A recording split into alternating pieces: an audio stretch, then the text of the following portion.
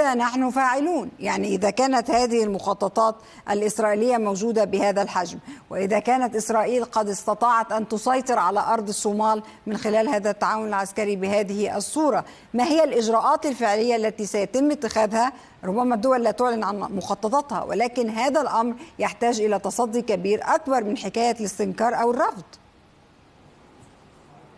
أعتقد أن سيكون هناك تكثيف دبلوماسي وتحرك كبير وحشد المجتمع الدولي لهذا الرفض بشكل واضح، وللأسف الشديد يعني كالعادة الولايات المتحدة الأمريكية تعطيها الغطاء المناسب دون الإعلان عن يعني اعترافها بصوماليا لاند بشكل مباشر وبشكل رسمي، ولكن هو تحدي كبير أمام هذه الدول، ومن الممكن أن تزيد هذه الشريحة بشكل كبير ل يعني تدويل القضية على المستوى الدولي، ومجلس الأمن لابد أن يأخذ قرار في هذا السياق، لأن الاعتراف بهذه الحالة التقسيمية وفكرة توظيف هذه الحالة ما بين يعني تدخل في منطقة القرن الأفريقي والتوافق. طب إسرائيل راح الناحية دي ليه يا دكتور؟ التحركات لماذا حاولت إسرائيل أن هي لها رغبة في زيادة النفوذ في منطقة القرن الأفريقي بشكل أو بآخر، وتستغل حالة التشتت الأمني والاضطراب في هذه المنطقة للتدخل لزيادة نفوذها.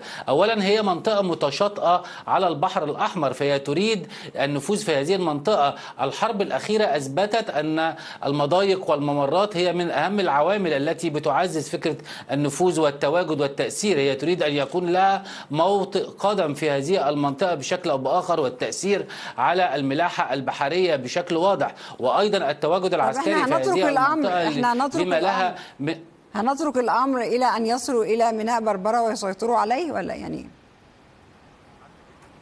لا بطبيعة الحال يعني الدولة المصرية على سبيل المثال بتحاول أن تؤكد على مواقفها، بتاعت رسائل مباشرة وغير مباشرة، بتستدعي دور الولايات المتحدة الأمريكية للضغط على إسرائيل للتراجع عن هذه المنهجية بشكل أو بآخر. فكرة عسكرة البحر الأحمر بيمثل تهديد للأمن القومي المصري، وهذا يوتر إيه أوراق القوة في إيدينا يا دكتور؟ إيه أوراق القوة في إيدينا؟ لا يعني أي دولة، والدولة المصرية بالذات لديها أوراق يعني قوة دبلوماسية كبيرة من ممكن أن توظفها على المستوى الإقليمي وعلى المستوى الدولي. لديها يعني تواجد عسكري مكثف في منطقة الجنوب المصري والبحر الأحمر، وهذه النقاط التأكيد على أن هذا التحرك يعني سيوتر العلاقة، ومخاطبة إسرائيل نفسها من خلال الدوائر المختلفة لاعتراض الدولة المصرية على هذه المنهجية. فكرة كما فعلت الدولة المصرية مع أثيوبيا، وفي نفس التحرك في هذا السياق وتوظيف فكرة وجودها في إريتريا أو وجودها في أرض الصومال واعترافها بها. هذه الأمور كلها بتحرص الدولة المصرية بكافة الوسائل والأدوات المتاحة للتأكيد على موقفها في هذا السياق ورفضها، ونجحت بشكل كبير في تحشيد القضية على غير على مستوى الدولة.